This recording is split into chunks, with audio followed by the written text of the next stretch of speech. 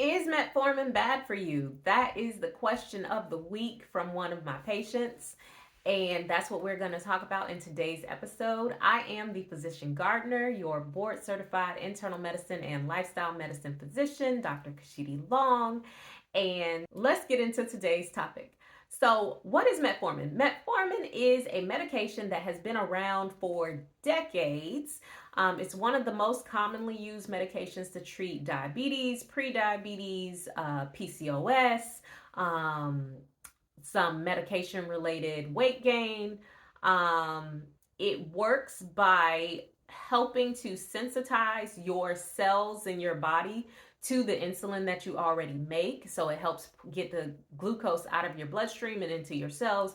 It helps with your liver in terms of decreasing your liver, doing something called gluconeogenesis, which is where you make more glucose.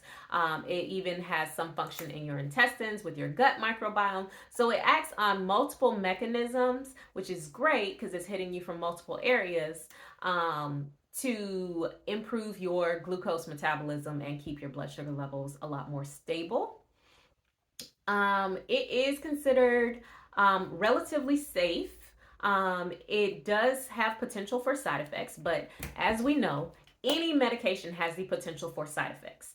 The most common side effects with metformin, the ones that really turn people off, are the GI side effects. So that's going to be your nausea, vomiting, bloating, gas, diarrhea, every now and then constipation, but mostly it's the diarrhea that gets people.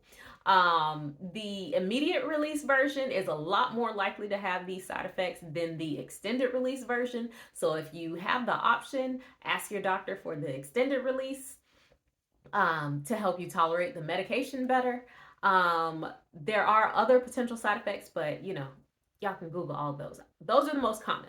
The most dangerous side effect would be something called lactic acidosis. This is a waste product that your body produces in times of stress. And if it builds up in your blood, then it puts you at increased risk for dropping your pH. And when that happens, then your body can't function right, which can lead to coma and death. That is very rare. Okay, that's not a common thing. People who are at risk for that are people who already have decreased kidney function, who have heart failure or liver disease, or who consume excessive amounts of alcohol. You usually have some type of risk factor going on for metformin to cause those type of complications.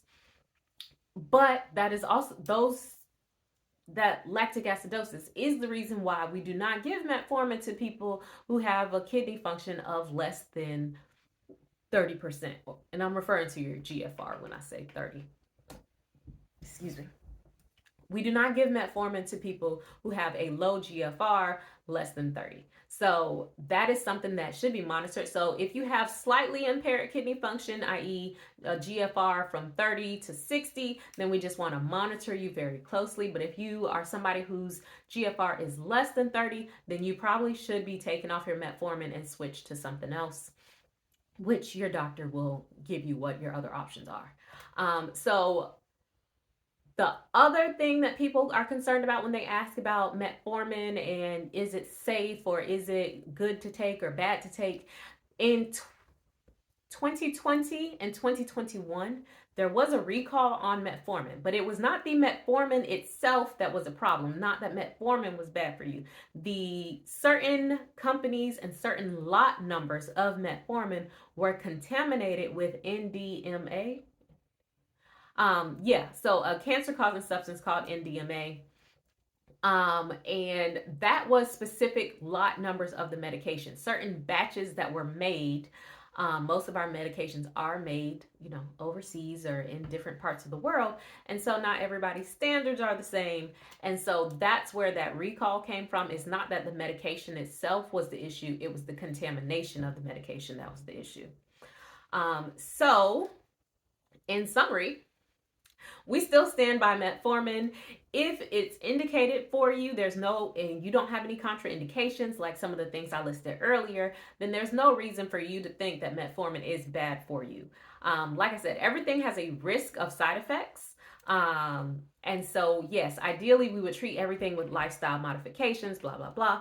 But a lot of times it takes lifestyle a while to kick in. So, what I will do for some people is start them on medication while they work on their lifestyle. And once the lifestyle things are embedded and they have those down and they've lost weight and they're feeling great and their numbers have come down, then I will taper them off medication to see how they do. Now, if the numbers go back up, then you might not be a person who can be off medication. And so we might add it back, maybe just at a lower dose. It really depends person to person. So everyone should be assessed as an individual. There is no one size fits all in medicine.